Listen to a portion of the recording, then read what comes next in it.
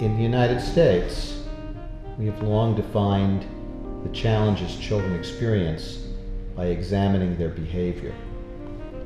Some children are impulsive. They don't sit still very well. They don't finish things. Some children are very emotional. They get upset very easily. Some children have trouble learning. In the rest of the world, children's problems were primarily identified from a medical perspective, meaning if they didn't have a medical problem that a medical test could define, for many years, the European community and the rest of the world felt that they didn't have problems. They were different, but they didn't have problems. Now, the rest of the world is interested in behavior as it reflects children's learning and their emotions. In particular, the world has become interested in how children learn to control themselves, their self-discipline. And young children start out with very poor self-discipline. They all look like they have bipolar disorder. They cry very easily, they don't manage their emotions well, they don't listen, they don't learn as well. And as they get older and the frontal lobes of the brain mature, they gain the ability to do that. And of all the problems children face, the singular problem that has the most negative impact in their lives as children and in their lives as adults is the ability to control yourself, your self-discipline, So your impulse control. That's why you describe the ADHD as a problem of self-discipline, not as a problem of symptoms or something like that. So ADHD, or TDAH, as it's referred to in some countries, has been defined by two kinds of problems: difficulty paying attention to tasks, concentrating, and difficulty with hyperactive, impulsive behavior. And both the DSM, or the American Diagnostic Protocol, and the ICD, or the International Protocol, identify ADHD or TDAH in a similar way. If you look at the scientific research, it is the problem developing self-discipline, it is the problem controlling impulses that is the primary challenge. So when children are young, if we look at the research, say children in the first few grades of school, and we measure those children who are very active, and those children who don't pay attention, and those children who are very impulsive. We measure that as three different things. The best predictor of problems is how impulsive you are. Not how much you move around, and not how well you pay attention, but how impulsive you are. So increasingly, we are looking to measure impulse control and trying to find creative ways in the laboratory, in the doctor's office, in the clinical setting to measure how well children can control their impulses. ADHD is a comorbid condition with many other problems.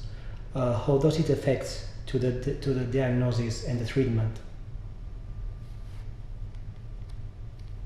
No single condition in childhood exists in isolation.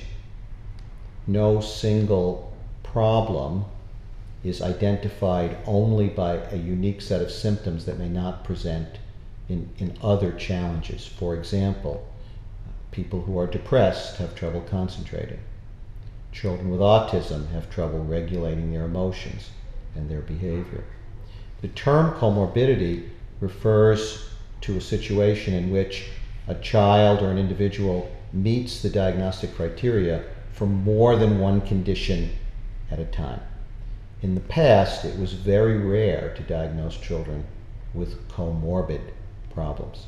It has become much more common for reasons that are, I think, partly a combination of how we define these childhood conditions, like ADHD or TDAH, or oppositional defiance or conduct disorder, and partly because people and teachers and parents are much more aware of these conditions. So When you look at very young children, the most common problem young children have is they don't pay attention well, they don't control their body very well, they don't control their impulses very well. Over time, some of them develop other problems besides ADHD. And so the rate of comorbidity is not surprising because those are very early emerging symptoms. The other reason comorbidity occurs is ADHD reflects a problem of developing self-control or self-discipline. If you leave your self-discipline home, then you might have a good day, but by the third or fourth day, you'll begin having quite challenging problems. If you were prone to depression and you had poor impulse control, your depression would be worse. If you were prone to anxiety and you had poor impulse control, your anxiety would be worse, meaning the ADHD acts as a catalyst. It acts like gasoline on a fire, makes it worse. So if you start with ADHD, you find the highest comorbidity rate with other conditions. About 40 to 50% of children with ADHD will have a major depressive episode before they're 18, which is higher than the general population. 30 or 40% have anxiety. 60 or 70% are oppositional, not just resistant, but they're resistant sometimes with a vengeance. They're so impulsive that they say no before they even know what you're thinking. It's a high rate of ADHD and obesity. When you go to clinics that provide treatment for obese people, in the research, about half of that population has a history that makes it appear they have ADHD. When you go to substance abuse programs, both adolescent and adults, you find the same phenomenon. So if we were more successful in identifying children with ADHD at a younger age, meaning children who clearly meet the diagnostic criteria, who are at risk, if we were more successful at doing that, we would probably reduce the incidence and severity of many other problems of childhood and likely improve mental health statistics in adults, as it were. So it isn't that ADHD is the alpha. It isn't that ADHD is the alpha disorder, meaning from it come all other disorders. But it's very clear that it is a catalyst. If you treat it successfully, you reduce the incidence of anxiety, you reduce the incidence of depression, you reduce the incidence of substance abuse. If you treat it successfully, you might even improve the health of the world because it will reduce the incidence of obesity. Mm-hmm. Regarding to the treatment, what do we want from kids with ADHD? Let's go back a step. I had a nurse recently tell me that diagnosing ADHD is easy. You only have to ask 18 questions. And the reason for that is there are 18 defined symptoms. A child has to have 6 of 9 hyperactive impulsive and 6 of 9 inattentive.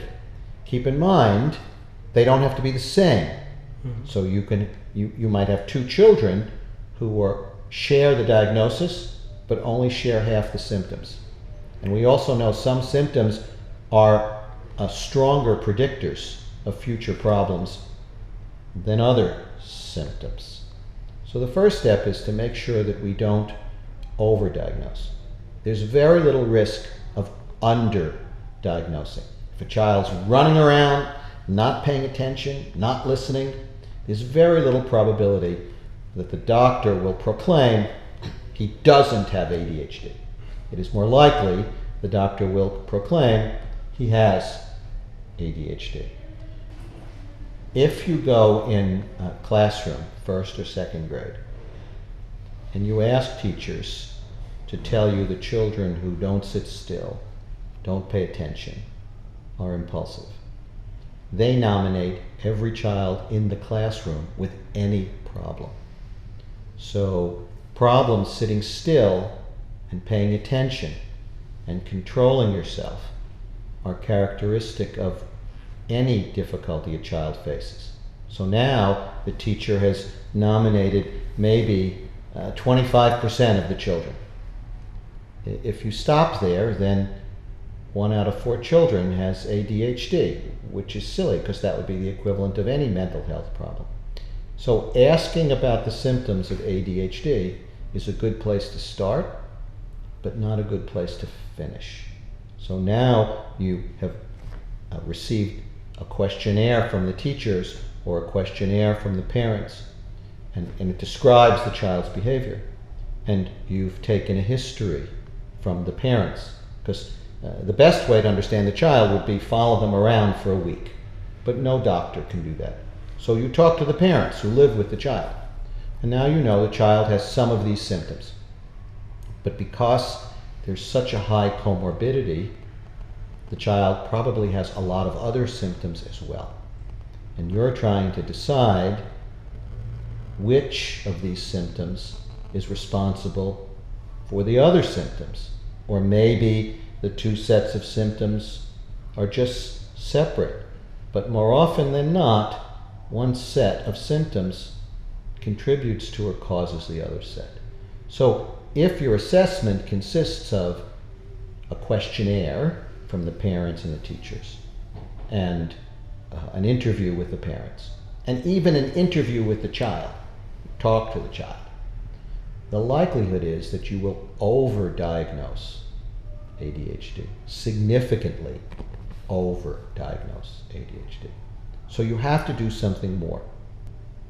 Traditionally, psychologists have tried to take the tests that we give to children to measure their intelligence, or what we call their neuropsychological abilities, the abilities they use to learn, their planning, or their ability to sequence information. They've tried to use those tests to see or to identify whether those tests would be sensitive to finding ADHD. Sometimes we call some of those tests executive function measures. When you look at the research on executive functioning, I have an instrument, actually 2 tests that we've developed, and I've written one of the most widely read textbooks on executive functioning. What you find is hundreds of tests are used to try and identify executive functioning, and none of them are particularly good. They tell you a little bit, but they don't tell you the whole picture. So now, psychologists in the last 25 years have set out to try to create a test that could be administered to a child in a laboratory that would have high sensitivity and specificity, high positive and negative predictive power, meaning a test that if the child failed, you would know this child may well have ADHD. And if a child passed, you would know this child probably doesn't have ADHD. The first of those tests that was developed was called continuous performance. And it was a test that was developed to identify schizophrenia. And the individual had to watch a screen, and every time they saw the number 1, they had to get ready. And if a 9 came after a 1, they would push a button. And for some reason, schizophrenics have trouble doing that. But when they began doing that research, they also found that there were a group of people who were not schizophrenic, but also had trouble doing that. And when they looked at the lives of those people, they found many of them appeared to have the symptoms of ADHD. And that measure, continuous performance, was then used to develop a number of tests that are marketed today, some freestanding like the Gordon machine, some on a 2-dimensional flat screen computer like the Connors continuous performance test, to evaluate ADHD. These are boring, repetitive, uninteresting tasks that most children do for a few minutes, even normal children, and if you don't stand behind them, they stop. And this is the standard of testing that's been promoted, not so much to diagnose ADHD, but to understand if a child has trouble with impulse control and attention and self-discipline. About 20 years ago, a number of researchers tried to create an even better measure.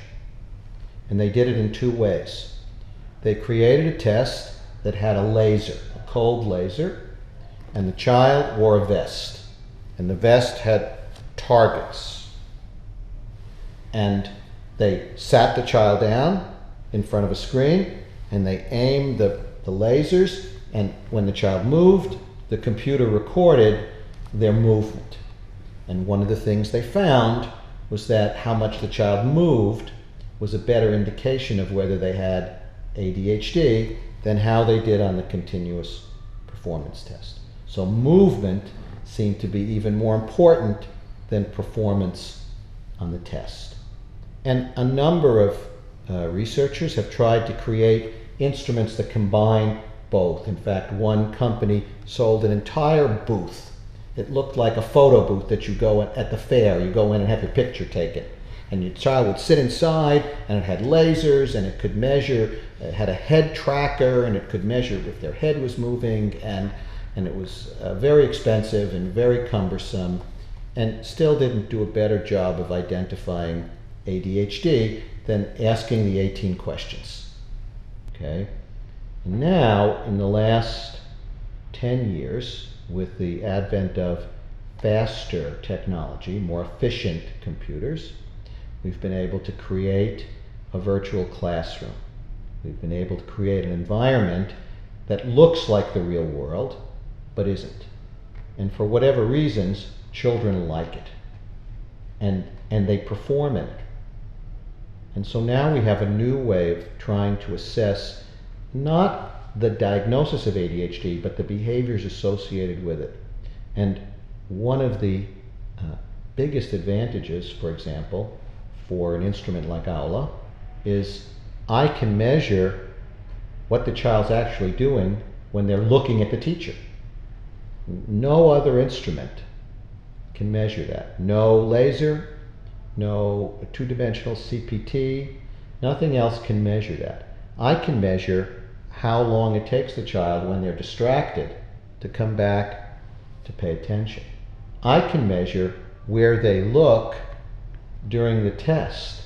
And not only that, after the fact, I can show the parents a graph and explain to them, here's the blackboard, here's the teacher, and they can see over time where their child was looking.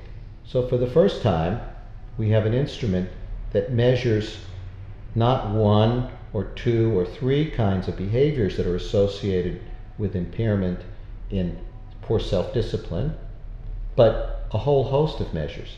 Readiness to respond, go, no go, distractibility, where your body is relative to what you're actually doing. And the Aula is the only test we have that when I'm finished testing the child, they ask if they can do it again. One of the interesting things we found when we study genetics is that there are probably many genes that contribute to the rate at which children develop self-control. So it's not an ADHD gene, which is why some children are milder, some are more symptomatic, some are more severe. What we also know is that the genetics of ADHD are different from the genetics of depression. So when we notice that so many more children with ADHD have depression than children in the general population, it's not genetic. There's something about living with the symptoms of ADHD that affects a child's view of him or herself, their mindset, that increases the likelihood they see the world through mud-colored glasses, meaning they're more negative about themselves, about their abilities, about the people in their lives, about whether or not something's going to help them. And so that isn't surprising. If every day, day after day, people tell you what you're doing wrong, and every day, day after day, you promise to do better, but you really don't have the ability to do better. Meaning, if you had epilepsy and you promised me you wouldn't ever have another seizure, you couldn't control that.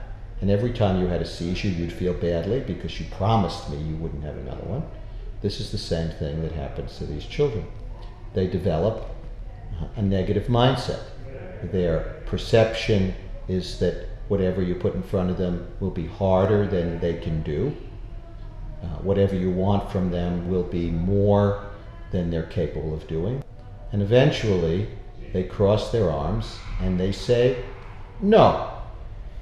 And now, parents become distracted by the no. So when many parents come to see me in my clinic, I ask them, what is it that you're concerned about the most? And they don't start with, my child doesn't finish his schoolwork. They don't start with, he doesn't pay attention, because they'll say, oh, he pays attention to his games or his things that interest him, he can pay attention to better. It's not that you can't pay attention, it's that children with ADHD require more interest and stimulation to pay attention. What parents focus on first is, he won't listen to me. She doesn't do what I tell her to do. They focus on compliance, and they focus on oppositionality. And they fail to appreciate that those problems were born from the child's inability. It isn't lack of compliance, it's incompetence. The child really can't. And if a child couldn't see or hear or walk, we would have great empathy. When a parent gets angry at a child who can't sit still or doesn't pay attention and punishes them, it's the equivalent of punishing a child with epilepsy or blindness. The child really doesn't have the capacity to make that change. And so we worry about the mindset that develops in children, the view of the world they have, because their well-meaning parents don't understand the problem. They don't understand what a problem with self-discipline is. And they assume, if you remember, there was a movie once called The Stepford Wives. And all the wives in this town were robots. And they were all exactly the same. And most parents assume that children are Stepford children. And that every child learns the same rate. And every child listens the same way. And when they listen or learn sooner, parents go, what a great parent I am. Look at me, look at my child. And when they take longer, parents go, what's wrong with you? Why aren't you? They don't understand. And it's our responsibility to help them understand. So what do we see in the mindset of children with ADHD and teenagers and even adults? They're more pessimistic. They're less optimistic. They're more likely to have trouble solving problems. They don't go as far in school. They have trouble in the workforce. They have more habit-related problems like gambling and substance use. They're more likely to be in automobile accidents. Again, eventually, it's hard to separate how much of the problem is the result of their biology, hard for them to do these things, and how much of the problem is a consequence of their experiences. That is, they have this personality style. About 50% of adult males with histories of ADHD have a very similar personality style in which they don't work very hard at things, and they tend to avoid any challenge, and they're much more likely to be depressed. Parents will ask, how do you make the diagnosis of ADHD? What exactly is done? And I explain that I try and find as much information from as many sources as possible. Questionnaires, which parents and teachers fill out about the child, and these questionnaires have been developed to look at what is normal for different children. History, I talk to people. Observation, I interact with the child. I want to make sure the problem isn't one of lack of intelligence or lack of knowledge. I want to make sure the child doesn't have epilepsy or some other medical condition that could be interfering with this. And finally, I want to try and measure in my laboratory what takes place in the real world. And the closer I can approximate my laboratory to the real world, the more likely it is the behavior I measure in the child will tell me something about the real world. And if I make the task very interesting, that isn't going to tell me. For example, children with ADHD playing video games. If the game is interesting and stimulating, they play just as long and almost as well as all children. But when the game becomes boring and uninteresting and repetitive, their performance drops off very, very quickly. So the distinction between the child with ADHD and other normal children is their ability to stay focused when it's boring, when it's repetitive, when it's not interesting, when they haven't chosen it, when the payoff is not interesting or valuable to them. And what the Aula classroom does is it creates an environment that is interesting because it's virtual reality, it's novel, but the task itself is boring and repetitive and not very interesting.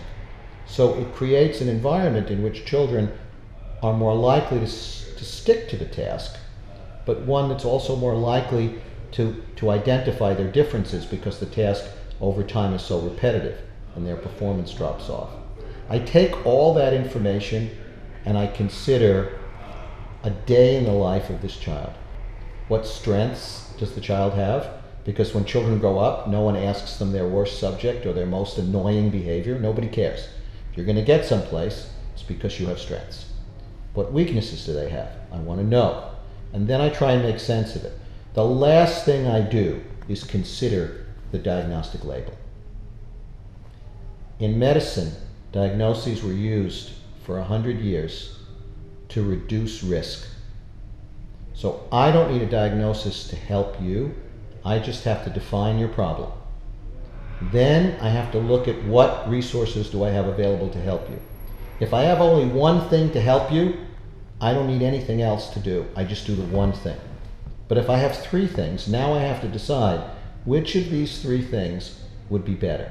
And the way I do it is by comparing you to other people with your diagnosis and looking at what helped them and looking at what happened to them over time. So if there's certain risks, I can reduce those risks, if that makes sense. So for example, children with ADHD are much more likely to have accidents in cars.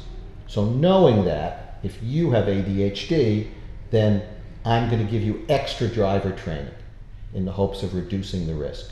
That's really what we need the diagnosis for, is to make decisions about best treatment and reduce risk over time. Unfortunately, today, most people don't use the diagnosis for that.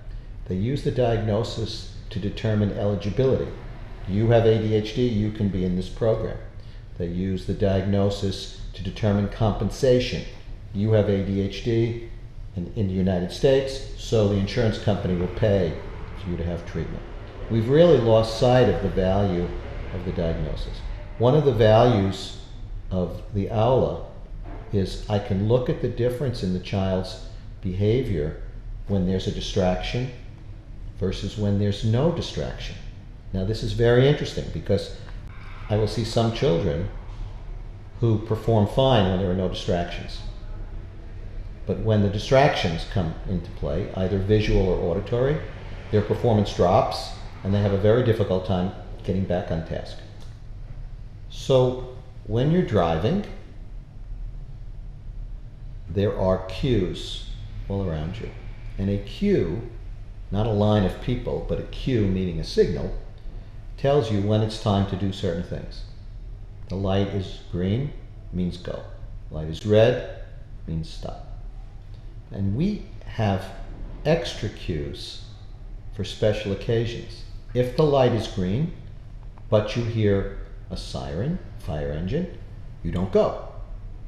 And you don't want to be insensitive. You don't want the fire engine behind you honking his horn. You don't want to be too sensitive. You don't want to pull over when the fire engine is blocks away. This really defines the problem for children with ADHD. They are cueless, not clueless, meaning they know what to do, but they don't do what they know in a consistent, predictable, independent way. And this is why this condition is so difficult for people to understand. If a child can't read, it doesn't matter what day of the week you test them, they can't read. But if a child has trouble with self-discipline, with ADHD, on Monday, he may do very well. On Tuesday, not so well. On Wednesday, who knows? Because they don't regulate very well. A parent sends a child upstairs to his room to get his shoes. No child goes straight up, comes straight down. They all wander around. When you get to the room is a cue. The room reminds you why you're there. Next time you're in a room and you don't remember why you went in there, examine your behavior. You look around. Why did I come in here? You're looking for a cue. Imagine if that happened to you multiple times a day, every day, how frustrating life would be. You send the child upstairs, he comes down with something other than his shoes. And you as the parent ask, "Where are your shoes?" The child's answer, "I forgot."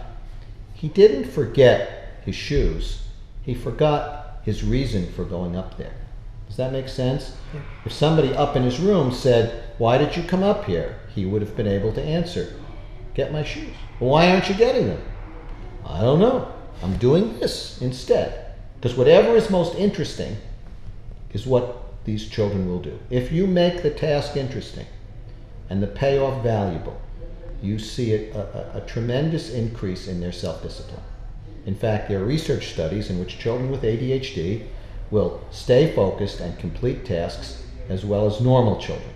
But it requires a very high level of interest and a very high level of motivation. Habits. A habit is a behavior you develop in the presence of a cue. Reminds you, flush the toilet, close the light. Children with ADHD have a very difficult time developing habits. They need many more trials before it becomes automatic. And for habits, researchers find it's 6 to 10 times as long. So if you're teaching your child to, let's say, to flush the toilet, they don't always remember, but eventually they remember. However long it takes you to teach your child, it will take the child with ADHD 6 to 10 times as long. If it takes 2 weeks for your child, it will take the child with ADHD 12 to 20 weeks before the behavior becomes automatic. Even with Ritalin, even with medication, pills don't substitute for skills. The child still has to develop the self-discipline needed to get through life. So ADHD really is a problem, not so much of paying attention, but regulating attention, picking up on cues, shifting your behavior at the right time in the right place. Children with ADHD know how to do everything. They just typically don't know when to do anything. It really is a timing problem.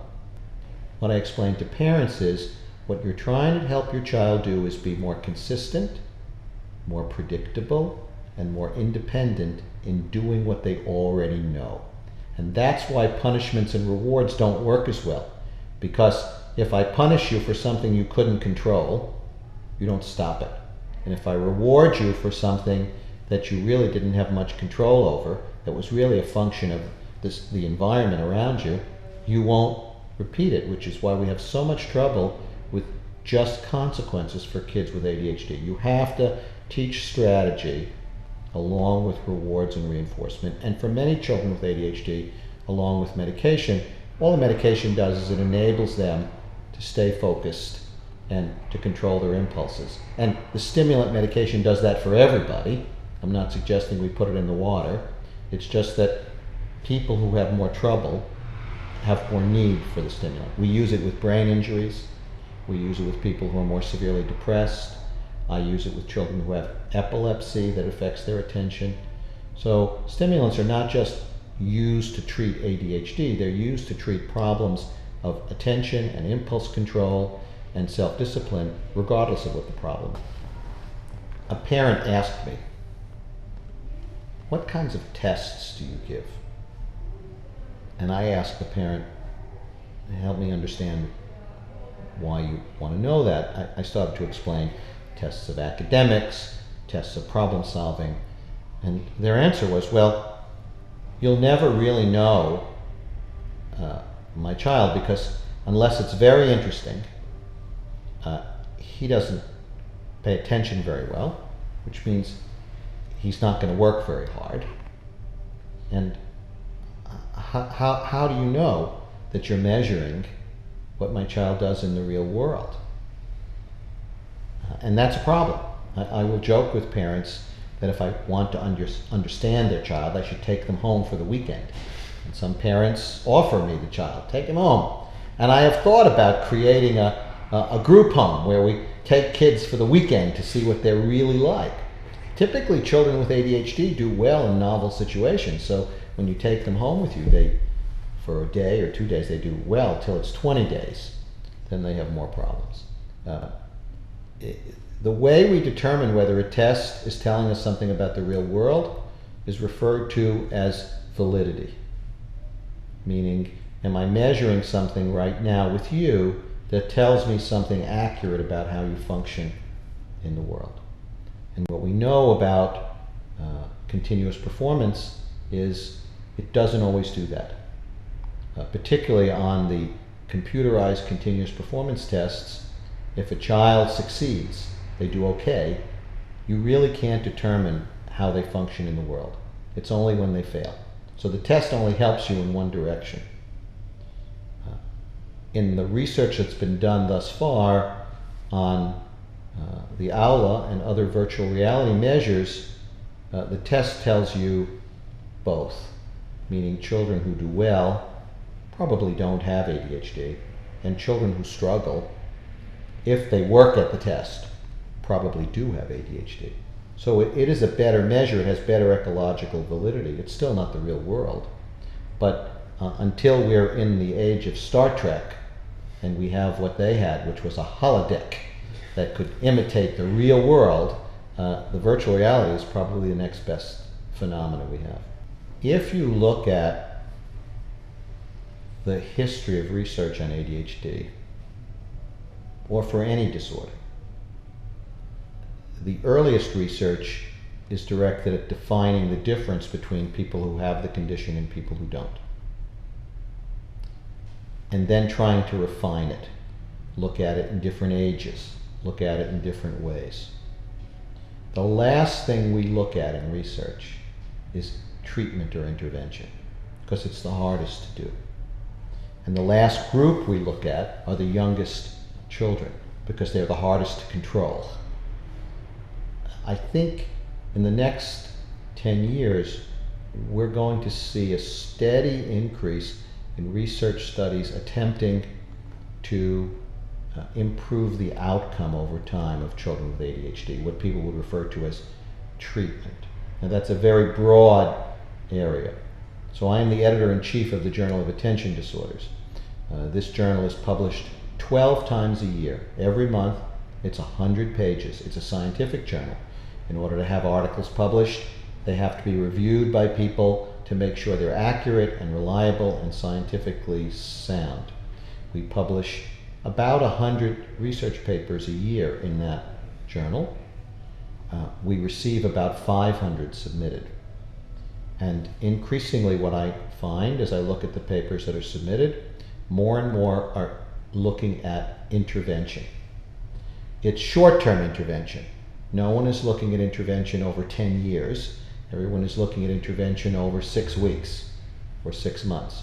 But where we would only see papers on medication, I now have papers on exercise, on diet, on cognitive training, different kinds of trying to strengthen your ability to think, on behavioral interventions, on combinations of medicine with other kinds of interventions.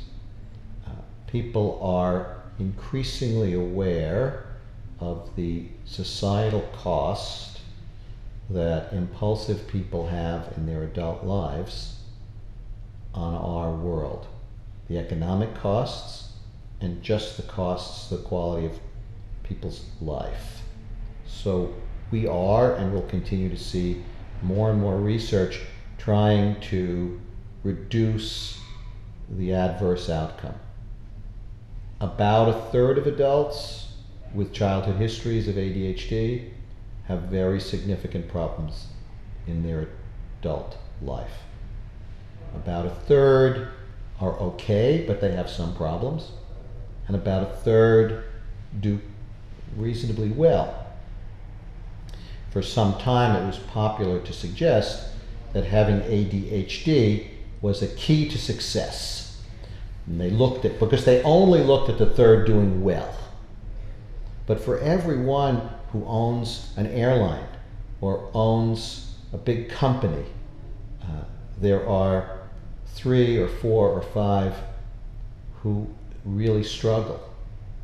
And to argue that having ADHD is an asset, one, makes no sense because it's a disorder. We define it by disorder. If you tell me you have problems paying attention but life is wonderful, I'm not giving you a diagnosis, whatever you tell me. So for me, if I use the term disorder, then it has to, by definition, cause impairment. It has to be a problem. So the period of time when people argued that those with ADHD were hunters in a farmer's world, that they were once great hunters and they contributed to man's success, that they were the ones who went out and found fire, or they were the ones who went out and found food, or really is a silly history because it doesn't really make sense. And I think mostly now we realize that we wouldn't wish ADHD on anyone. I don't think there's a parent who would say, I want my child to be ADHD so he can be Richard Branson and grow up to own an airline, because it would be more likely that he would be an alcoholic and living in the streets. Right? Even the swimmer Michael Phelps, with his ADHD problems, got himself into a lot of trouble because of it. Today, as we sit here, the VR Mind platform primarily hosts Aula, which is a measure designed to evaluate attention and vigilance and self-discipline. But we are also creating other measures, and I believe that the future of assessment is not the two-dimensional iPad, of which many companies are now promoting, but the future lies in assessment measures like virtual reality.